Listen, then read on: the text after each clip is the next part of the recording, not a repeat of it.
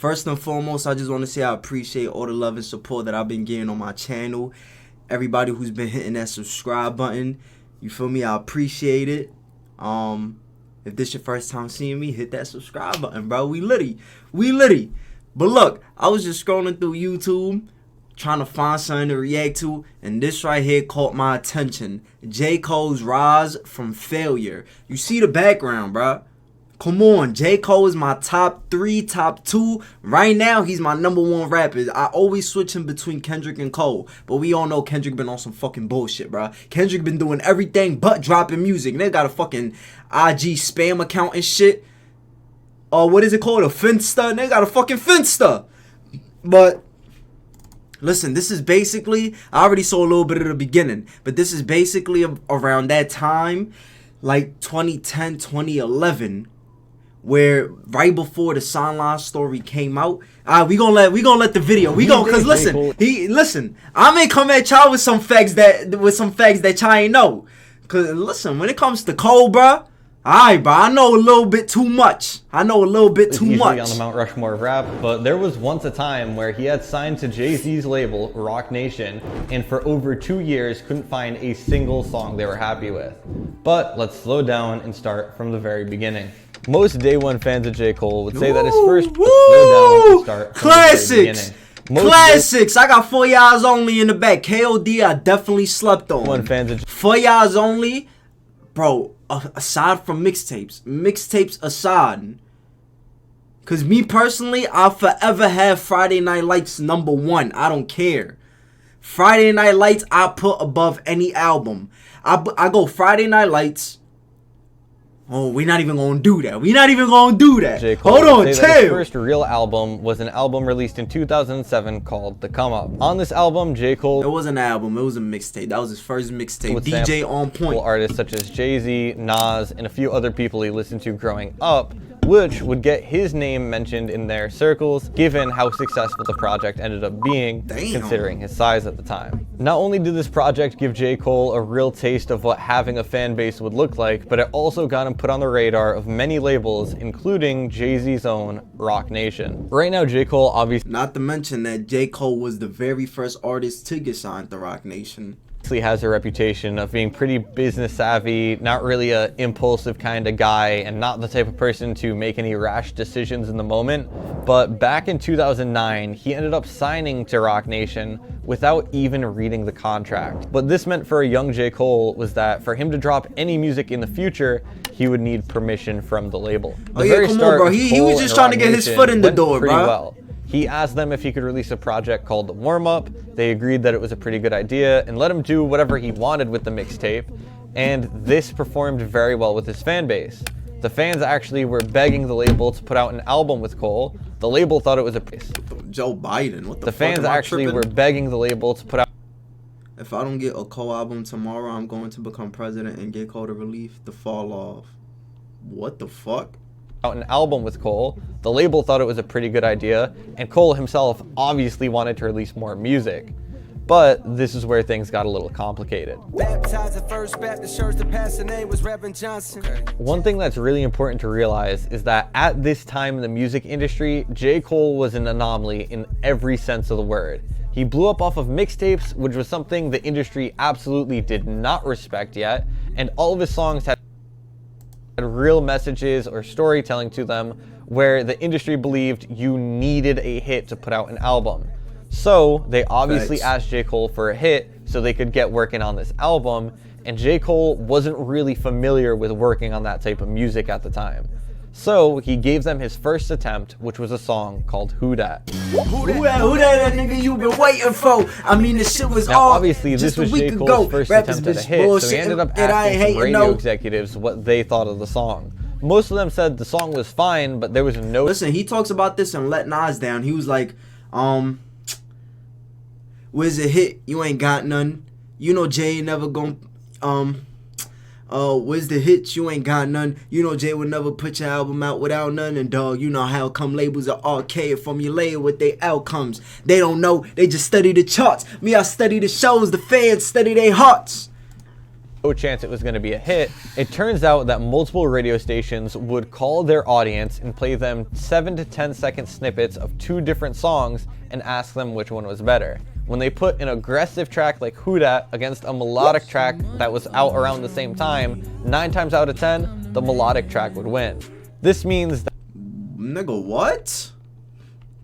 was better. When they put an aggressive track like Who Dat against a melodic track that was out around the same time, 9 times out of 10, the melodic track would win. Nigga, why the fuck did you put a fucking brand new, like a more recent song? This means that... No. You want to know what I feel like it is? You know what? Yo, bro, this is a perfect thing. This is a perfect conversation to have, bro, because I've always said this shit. I've always said this shit about Jay-Z, which I always thought was fucked up, bro. The melodic song that I bet you they was comparing Who Dat to, bro, I bet you any amount of money it was a Drake song. I bet you any amount of money it was a Drake song. And it's crazy how J. Cole was Jay-Z's very first artist to get signed to Roc Nation. And Jay-Z did not give Cole a fucking verse until his first album, bro. Meanwhile, this nigga Jay-Z been giving Drake a verse since he fucking came out. Since Thank Me Later and Light Up.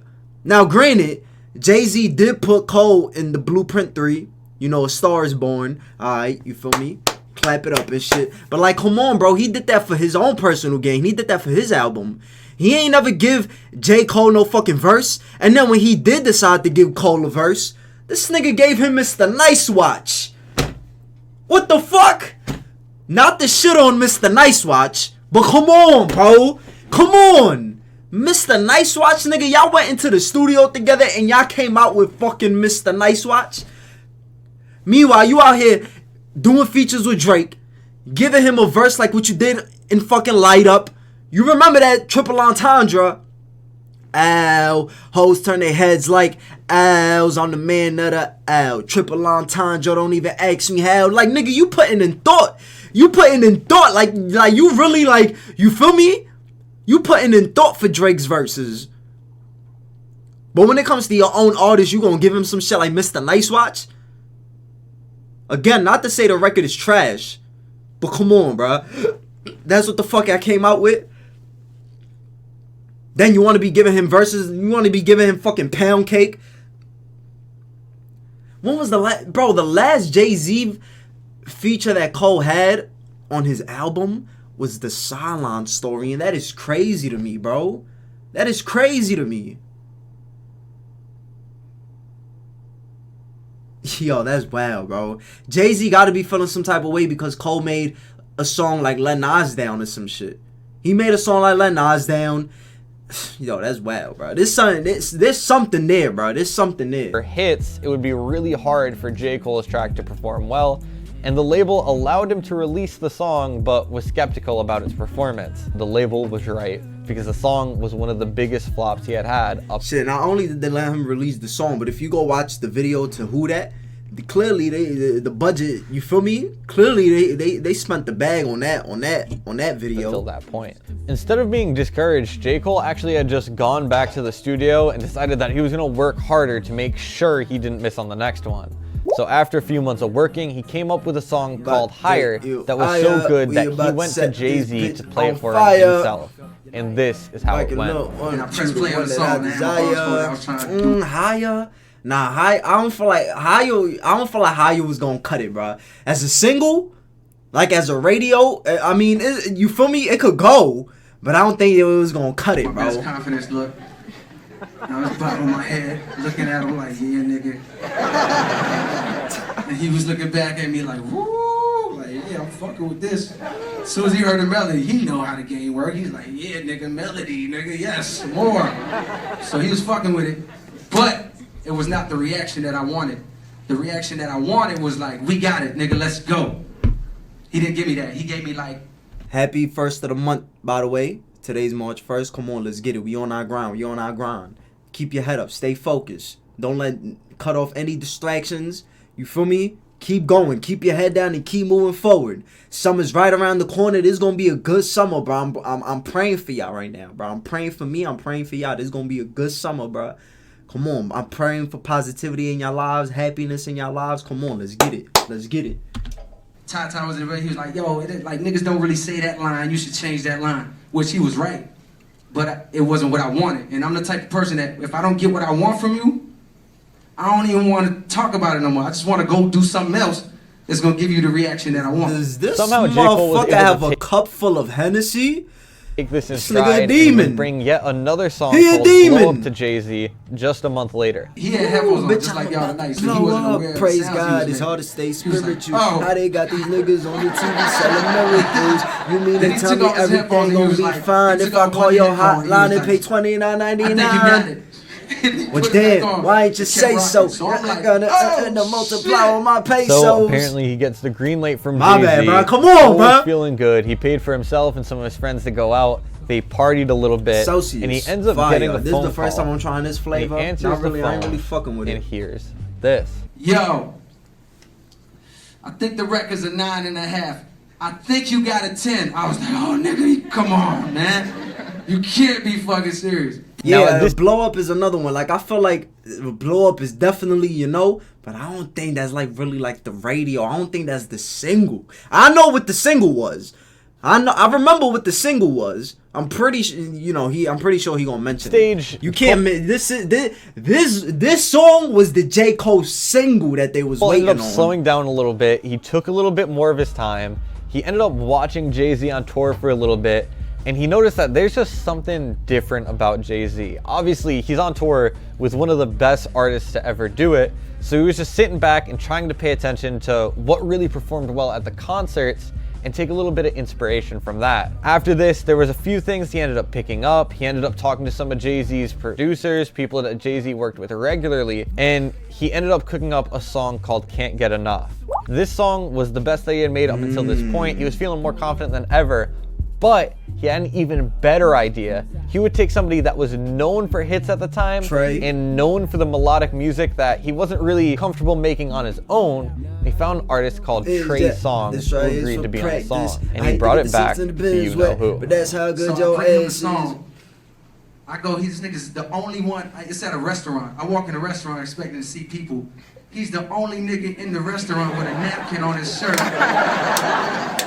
On some mob shit. I'm like, what the fuck am I at? Just on some boss shit. So I just come through, sit down, hand him my headphones again. This nigga put on the headphones and I'm like, I ain't really got no words this time. I just press play, nigga. I'm trying to still give him my confident swag. So I press play and this nigga's like,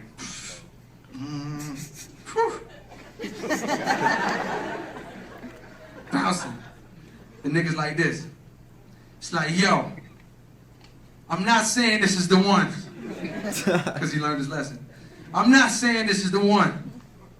But it has But it's potential. exactly what I was talking about. It has You gotta potential. strike. And I'm not gonna lie, Can't Get Enough does that. You feel me? Come on, Can't Get Enough? No. Can't Get Enough is definitely a radio single. Like that, you know? But the single that we all know is the one that took him there. That shit took him there. It took him there. But Can't Get Enough, though, it was definitely... Yo, that's crazy how the Soundlaw story...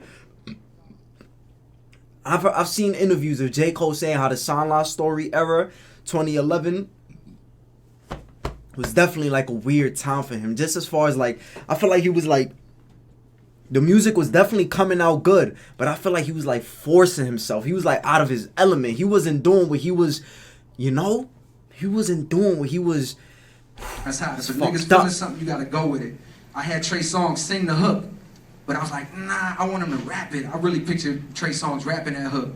I should have just shut the fuck up and just let him sing the hook how it originally was. Because once I told Jay what I saw, he was like, nah, I think it loses his hit potential like that. And the Christmas break was coming. And if y'all know the industry, it shuts down right around like after Thanksgiving. It's a wrap. Fourth and we was quarter, hitting that fourth time quarter. period. Jay kind of lost steam on the joint. I ain't strike while the iron's hot. So now I'm fucked. I'm a year and a half out from warm up with no album to my name. I've been doing interviews for a year about my album. So after yet another failure, some more time passed, and apparently Rock Nation and J. Cole were feeling a bit antsy to drop something because his fans were constantly reaching out, asking for something new. They had that's heard on him Friday Night feature on Lights. other artist songs, but didn't really hear much new from him.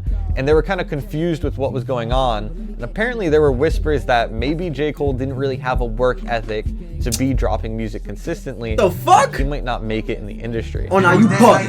Now you bugging. Woo! Dollar in the Dream. And it's that night. Yo, if Cole does another Dollar in the Dream run, I never been to a concert in my life. The one and only concert I was going to go to was when he dropped the Off Season.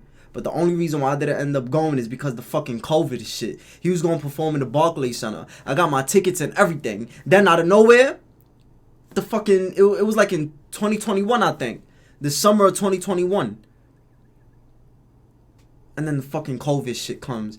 Motherfuckers start applying rules and shit. I'm like, what the fuck, bro? I had to get my refund. I decided I'm gonna drop this shit called Friday Night Lights on Ooh, classic.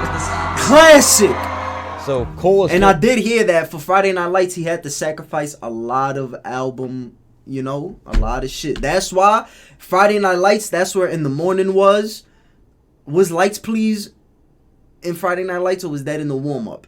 I don't know, but all I know is that for the Sideline Story, his debut album, that's why he added In the Morning again with Drake. He added Lights Please again. It was like, I think it was like 2, 3, maybe 4. It was like 2 or 3 songs where he like had already released in the warm-up and Friday Night Lights. And then for his debut album, he re-released them again. He added it to his debut album. Feeling a bit of pressure. For that same reason, because he had to fucking sacrifice those songs, bro. Permission to do this. I don't know if he needed permission to do this. He ended up releasing a 20-song mixtape called Friday Night Classic. Lights. Now again, this classic. Woo! If this too deep for the intro, I'll find another use. But just in case it's perfect, let me introduce. Before I'm gone, which is before I'm gone. I hit the weed, I told myself the last time be my last. I don't trust my own niggas, now my mind racing fast. Got my foot up on the gas, got 100 on the dash. If the police run up on me, I ain't stopping for their ass. Come on, bro, this is classics, bro, classics. Yo, bro, I don't give a fuck.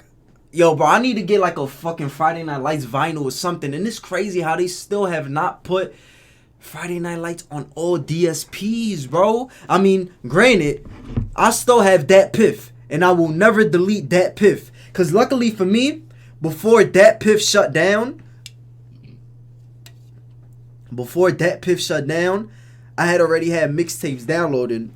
So, if you still have Dat Piff, and before it shut down, you already had mixtapes downloaded, that shit is still there. I still got the warm-up. I can listen to it whenever.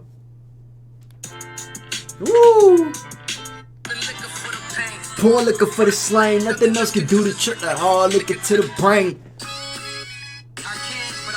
Cause I'm saying what I want. Plus the slang that I speak. I got the warm-up. I got Friday Night Lights.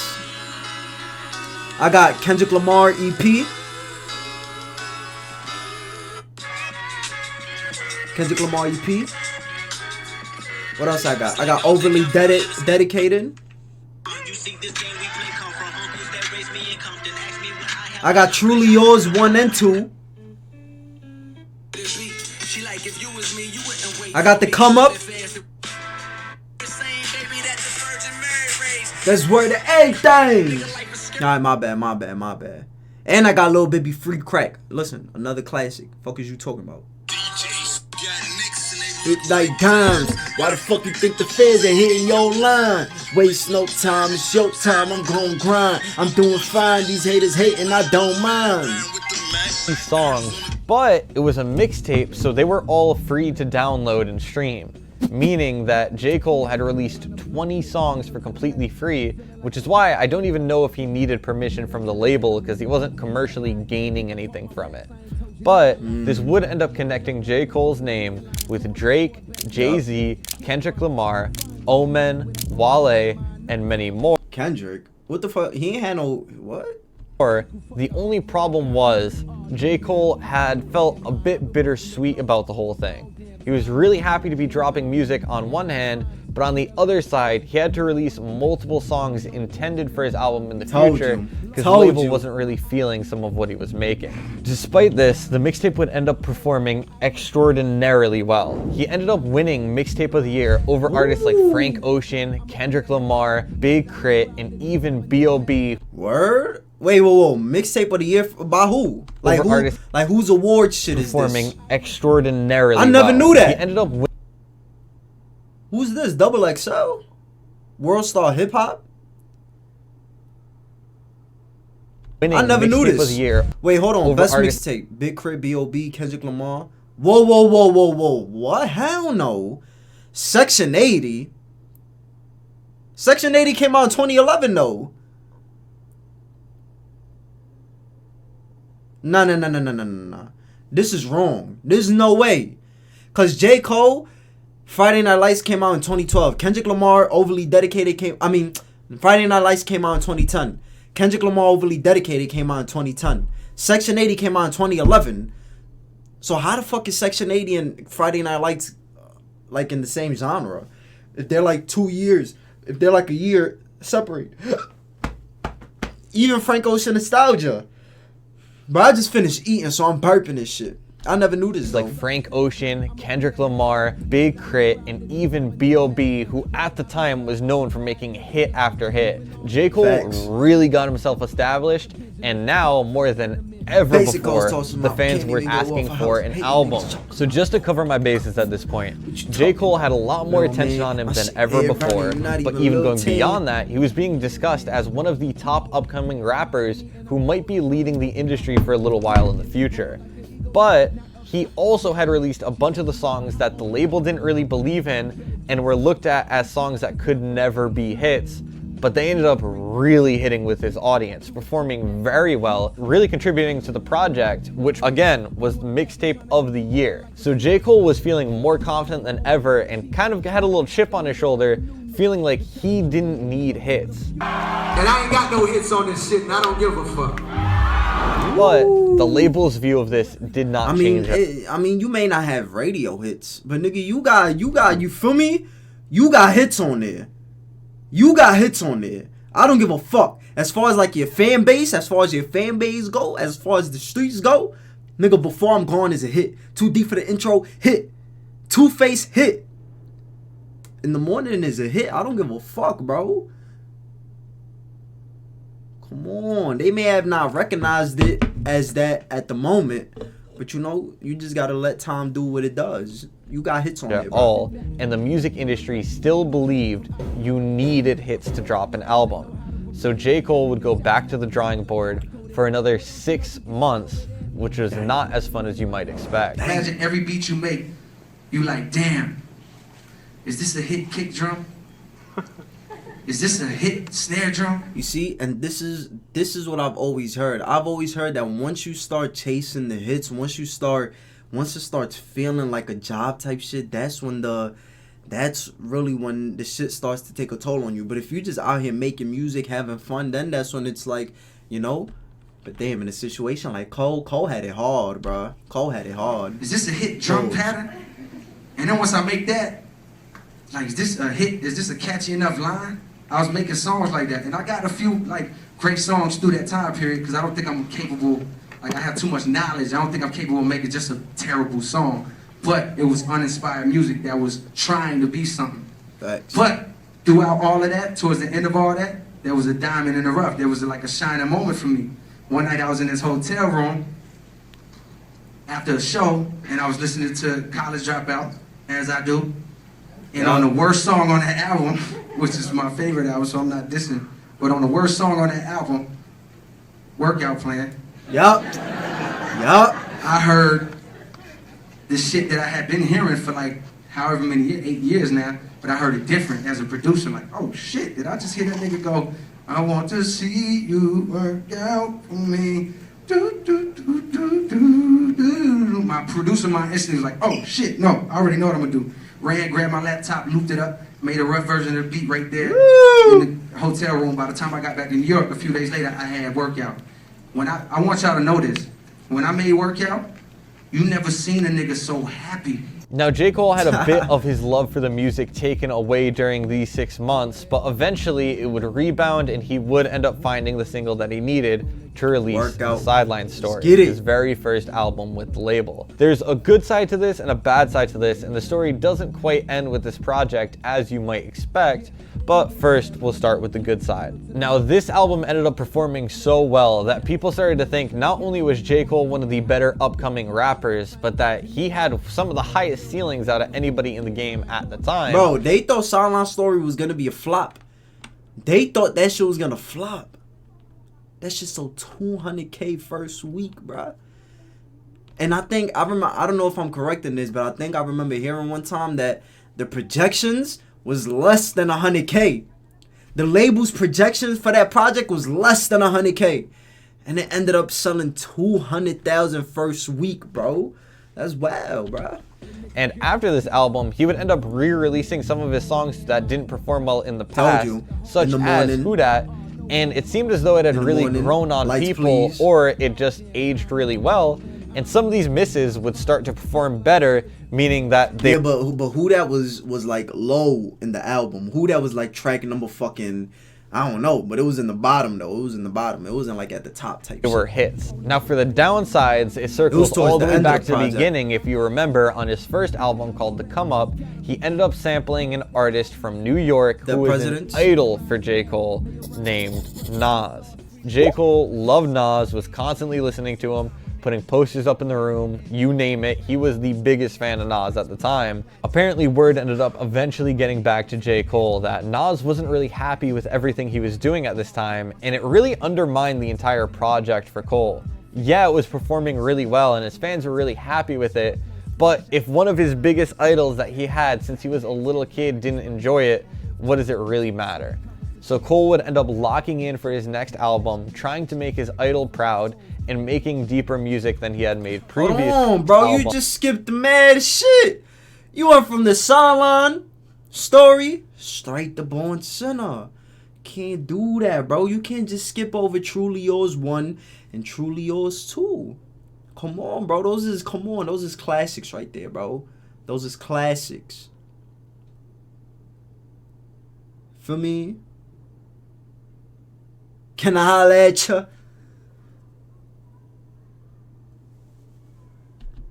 Trying to make his idol proud and making deeper music than he had made previously, and it all started with a song. Also, gotta mention, the first time I ever seen Bernice Burgos was on the workout video. J. Cole workout video. The first time I ever seen Bernice Burgos, bro. Shorty bad, bro. Shorty bad. And nigga had her in the video. That motherfucking thing was, you feel me? That thing was stinging, bro. Shit, come on, bro. Called Let Nas Down, where he would not only tell the entire story of this video, but even more than that. And he would get a response from his idol. Thank you for watching, and I hope you enjoyed. That's it, bro. Is you dead ass? And he would... Well, yeah, bro. I guess that's it. Damn, bro. This shit is crazy, bro. Cole is a fucking legend, bro. He's a fucking legend. Truly Yours 1 and 2. He dropped that. Sideline Story. Born Sinner dropped. Then, you know, Workout came along. Then he really started, you feel me? Power Trip, Crooked Smile. What else? What else was on Born Sinner that was like a hit? Let me see. He definitely had Power Trip. He definitely had Crooked Smile. New York Times. Forbidden Fruit. Come on. After that, Forest Hills Drive came around. Come on, bro. You ain't even gotta. Come on, bro. You ain't even gotta say too much about that. Shit is real, bro. Shit is real. J. Cole, #1 rapper right now, bro. He the #1 on my list. Feel me? Legend. That's the end of this video right here. Like, comment, subscribe. Let me know down below what you want to see me react to next. Follow me on IG. The links is down below in the description and right here on the side at Rose85. And I'm going to see y'all in the next video, bruh. I'ma holla at y'all.